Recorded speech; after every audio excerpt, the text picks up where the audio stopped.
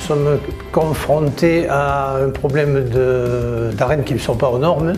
Et donc depuis déjà, je traîne ça depuis 15 ans, en fait tôt ou tard il fallait bien se résoudre dans les mettre aux normes. Donc finalement nous allons profiter pour proposer aux Lunélois un projet plus ambitieux et qui reprenait l'ensemble de l'espace. Ça s'est passé, il y a eu un appel d'offres et c'est intéressant à observer, nous avons eu quelques 69 propositions. C'est le groupe de Jacques Ferrier, architecte, qui l'a obtenu. Et c'est pas inintéressant parce que c'est une pointure internationale, Jacques Ferrier. L'architecte parisien, donc on travaille régulièrement avec lui, il vient sur le chantier à peu près une fois tous les 15 jours, 3 semaines, ça dépend de l'actualité du chantier, mais même quand on ne le voit pas, il y a des échanges permanents aussi bien avec nous qu'avec les entreprises, malgré le fait que ce soit un appel d'offres européen, donc c'est malgré tout ouvert à tout le monde.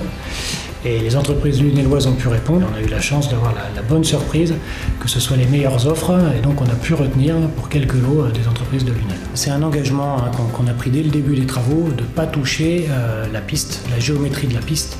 C'est une piste très particulière, très connue dans le monde camarguais, réputée pour être difficile pour les raseteurs. Donc voilà, il n'était pas question de toucher à sa géométrie.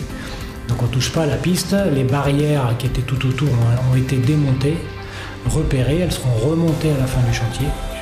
L'arène qui se veut un peu de nouvelle génération, où bien sûr le taureau réapparaît, pas de souci là-dessus, mais on s'élargit à multi-activités, c'est-à-dire du culturel, des concerts, du théâtre, ça peut être du sport, autant de choses.